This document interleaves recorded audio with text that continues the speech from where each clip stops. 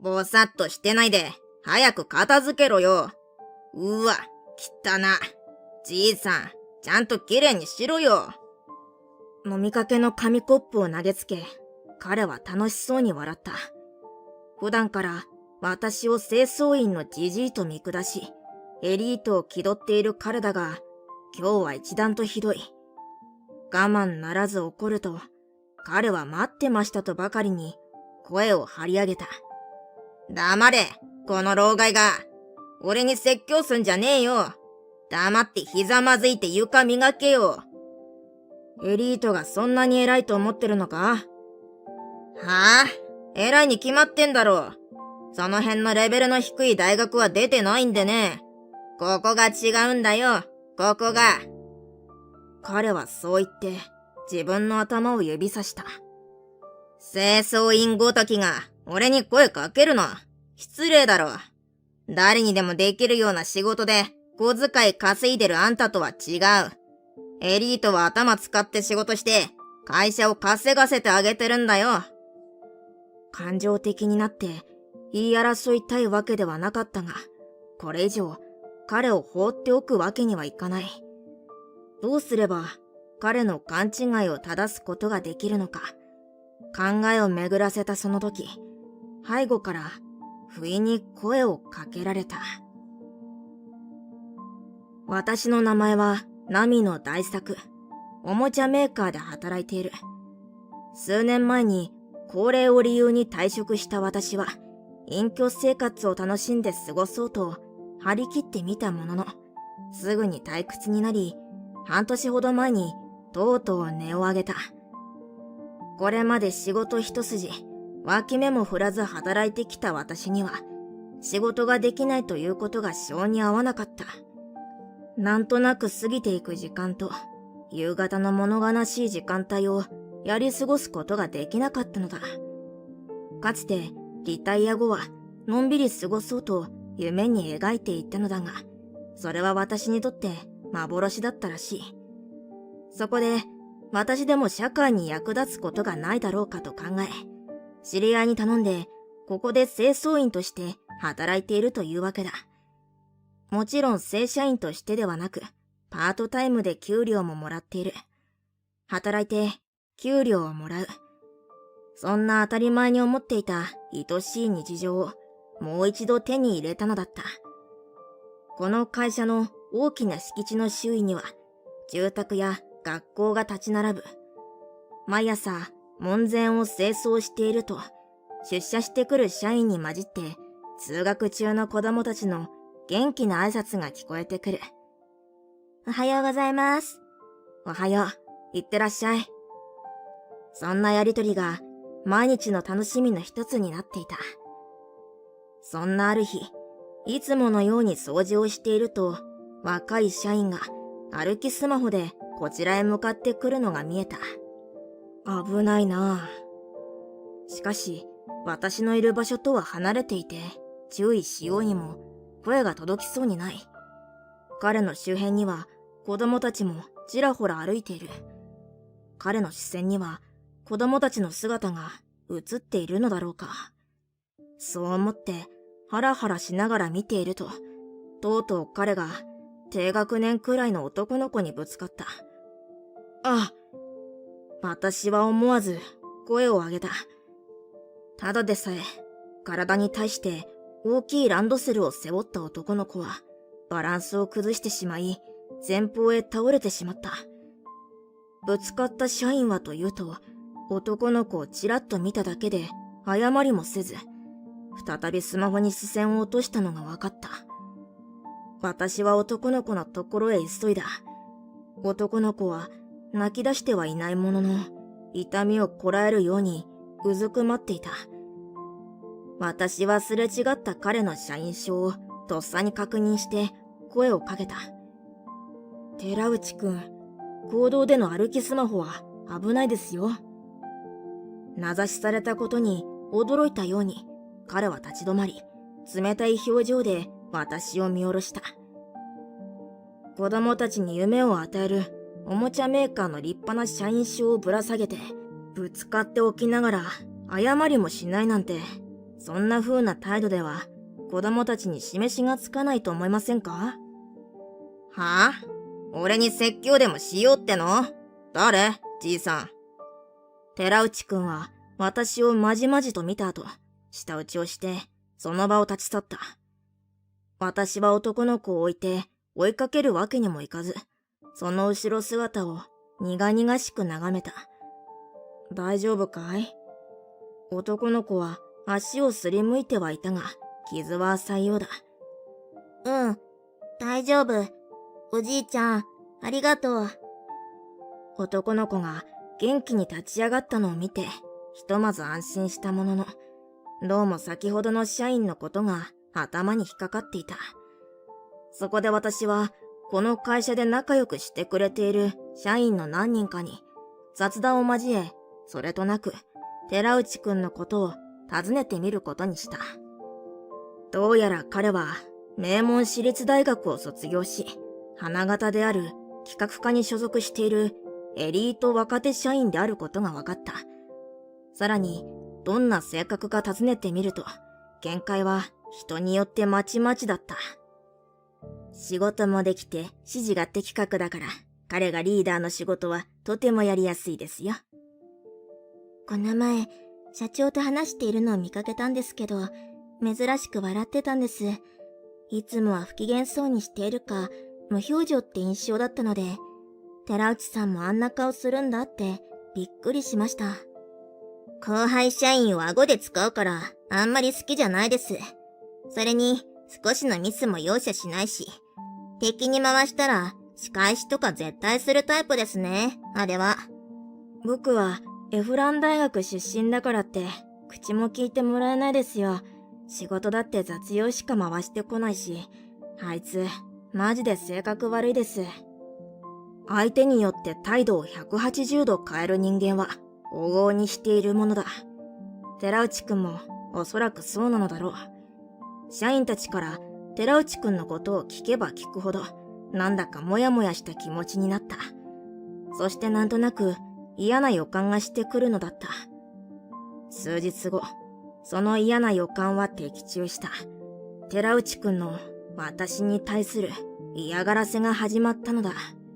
はじめのうちは気のせいか偶然だろうと思っていたものの、そうではなかった。ある時は私の目の前でゴミをばらまき、そしてある時は私の足元に唾を吐いた。そ知らぬ顔をしてネチネチとした嫌がらせ。それでもまさか大の大人がいつまでもそんなことを続けるとは思えず、しばらくすればやめるだろうと知らぬ顔を貫いていた。しかし彼は忙しい仕事の合間にやってきては執拗に嫌がらせを繰り返した。我慢強い私ではあるが、彼が堂々と私の目の前でガムをなすりつける姿にうんざりし、もう一度注意することにした。寺内くん、私のことが気に入らないのはわかりますが、もうやめてもらえますか？こんな子供じみた嫌がらせは、やっていて気持ちがいいことではないでしょう。いや、むしろ気持ちがいいね。ストレス発散だよ。エリートの俺にイチャモンつけた報いだ。ほら、さっさと仕事しろよ。ガムを指さし、寺内くんはニヤニヤしながら蔑むように言った。あの日、清掃員である私に注意されたことが、そんなにも気に入らなかったのか。どうしようもなく情けなくなった。しかし自分も若い頃は、こんな風に年上の言葉が響かずに、反抗的な時期があったかもしれないと思い直し、ひとまず我慢することができた。ところが、いつも通りの朝のことだった。私は相変わらず清掃をしながら、登校する小学生や社員たちに挨拶をしていた。一通り外周の清掃が終わり、今度は社内の清掃に取り掛かろうとしたとき、寺内くんが現れた。何やらいやらしい笑みを浮かべてこちらを目で追っている。きっとろくなことはしてこないだろうことは分かっていた。今回も無視して過ごそうと、私はできるだけ目を合わさないように、近づかないようにと用心した。すると突然、私に向かって近づいてきた彼が、手に持っていた飲みかけの紙コップを投げつけてきたのだ。うわ！驚いた私は思わず声を出した。周囲にいた数名の社員からも小さく悲鳴が上がる。半分以上は入っていたであろう飲み物がこぼれ、私の作業服には大きなシミを、床には広範囲の円を作った。中身があるのに投げつけるとは、嫌がらせにしては度が過ぎている。ああ、ほら、ぼさっとしてないで、早く片付けろよ。うわ、汚な。じいさん、ちゃんときれいにしろよ。その言葉に、私はカッと、頭が熱くなるのが分かった。いつもは理性で抑えていたものが、瞬発的に爆発してしまったと、後から少し後悔した。いい加減にしろ。まだ笑っている寺内くんに聞こえるように怒鳴ると、寺内くんは私が言い返すのを待ってましたと言わんばかりに怒鳴り返してきた。黙れ、この老害が。俺に説教すんじゃねえよ。黙ってひざまずいて床磨けよ。私はこれまで社員たちから聞いてきた彼の悪い評判を思い出し、さらに苛立ちを抑えられなくなった。エリートがそんなに偉いと思ってるのか？はあ？偉いに決まってんだろ。その辺のレベルの低い大学は出てないんでね。ここが違うんだよ、ここが。彼はそう言って自分のこめかみを指さした。清掃員ごときが俺に声かけるな。失礼だろ。誰にでもできるような仕事で小遣い稼いでるあんたとは違う。エリートは頭使って仕事して会社を稼がせてあげてるんだよ。わかるか？寺内くんの暴言に足を止める社員がいるのを見て、私はハッとし、我に返った。感情的になって言い争いたいわけではない。取り乱してしまったことが急に恥ずかしくなった。彼のように社会に出てからもしばらくは自分の出身大学の肩書きに縛られていることはよくあることだ。会社によっては初任給にも差が出るのだから仕方がない。しかし、たとえ彼が仕事において優れていたとしても、周囲への配慮やマナーが必要ないわけではない。こんなにも彼が見下している清掃員の私が、彼に何と声をかければ、その間違いに気づいてくれるのだろうか。彼には気づいてもらいたいと思った。考えを巡らせて、ふと周囲を見渡すと、周りには人垣ができ始め、ざわざわと私たちを眺めていた。中には、こんなのは見ていられないと足早に立ち去る者もいて、私は早くこの場を収めなければと気持ちは焦るばかりだった。あれ？父さん？お疲れ様。うわぁ、大変なことになってるね。手伝おうか？その時、背後から不意に声をかけられた。何のてらいもなく私に話しかけてきたのは息子の四郎だった。こんな姿を見られてしまったと、私は少し後ろめたい思いで振り向いた。ああ、これくらいなら大丈夫だ。ツルツルの床だから染み込まないだろ。そうか、よかった。いつも綺麗にしてくれてありがとう。四郎はそう言いながら、私の作業着が異常に汚れていることに気がついたようだった。父さん、その服。ああ、これは、なんと言い訳をしようか。考えを巡らせていると、後ろから疑念に満ちた、先ほどより弱々しい声が聞こえてきた。父さんって？私の背後で寺内くんが驚き、固まっているのがわかる。だが、それもそのはず。四郎は寺内くんもよく知っている、この会社の社長なのだ。実は、このおもちゃメーカーは私が20代の頃に起業し、大きくした会社だ。数年前に息子に社長業を譲って以来、経営には関わらず、名ばかりの会長職についている。清掃員として働きたいと私がお願いした相手というのは、息子の四郎のことだったのだ。一体何があったの？ちょっと君、説明してくれない？四郎は周囲の社員を適当に捕まえ、事情を聞いた。寺内くんにとっては運の悪いことに、捕まえた社員は今日起こったことに加えて、今までの嫌がらせについても言及した。寺内さん、ちょっと社長室まで来てもらえますか？父さんも。四郎が静かに言う。いつも穏やかな息子だが、とても怒っているように見えた。私は先に言っているように言い、床をきれいにして作業服を整えた。それから社長室に向かい、ドアを開けると、顔面蒼白の寺内くんがうなだれて立っていた。四郎に相当絞られたらしい。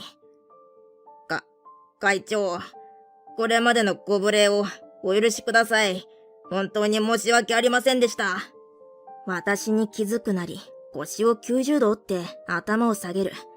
あろうことか、涙まで流して謝る寺内くんに驚いたが、その謝罪を素直に受け入れていいものだろうかという気持ちになった。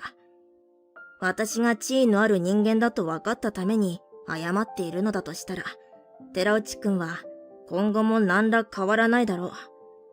私はこの会社の社員にはもっと配慮のある人間であってほしいのだ。寺内くん、今回何が間違っていて社長が怒っているのかわかりますか？はい、会長に向かって多くの嫌がらせをしたことです。知らなかったんです。言ってくださればよかったのに。私はため息をついた。私が会長だから反省していると？本当に申し訳ありません。しゃくり上げながら謝罪する寺内くんを見て、再度ため息をつく。落ち着いてください。君とはちゃんと話をしないといけないようだな。どうしたものかと頭を悩ませていると、四郎が口を開いた。父さん、なぜ今まで何も言わなかったんですか？僕は彼に何らかの処分を考えています。僕は社内でいじめのような行為をする人間を置いておきたくありません。僕の一存でクビにしても構いませんか？四郎が怒ると、こうやって極論を出してしまうことは予想がついていた。だからこそ嫌がらせが大きくなる前に、私と寺内くんの間だけで何とかするべきだったと猛省していた。いや、少し待ってくれ。私も黙っていたのは悪かったと思っている。ここまでエスカレートするとは思ってなかったんだ。処分については私も考えてみよう。それまで処分は保留にしてくれ。まな板の恋となった寺内くんは泣き晴らした目で私たちの様子を眺めるほかどうすることもできないようだった。その日のうちに四郎と寺内くんの上司を交え、処分についての話し合いが行われた。彼は仕事上では大変優秀で、計画性ばかりでなく、臨機応変に対応することにおいても優れています。ただ、正直にはっきりおっしゃってください。言いよどむ上司に四郎はぴしゃりと言った。まだ四郎は苛立っているらしい。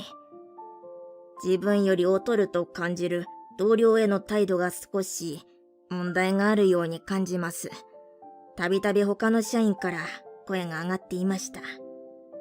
そうですか。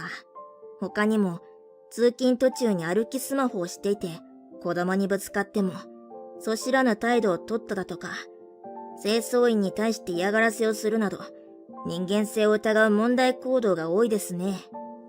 では、彼はクビということですか。寺内くんの上司は落胆の色を浮かべていった。仕事ができた彼の穴を埋めるのは大変なのだろう。いや、待ってくれ。なぜためらうんですか。嫌がらせを受けたのは父さんでしょう。聞いていると腹が立ちます。確かに感心できない点が多いが、今ここでクビにしてしまえば彼は上司とは知らずに嫌がらせをしてクビになったと思うだけじゃないか。人を見下すこともマナーのない行いもきっとやめないだろう。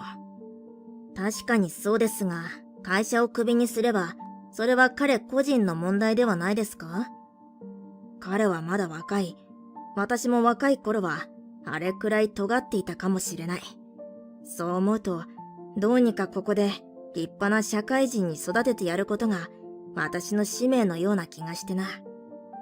父さん、こうするのはどうだろうか。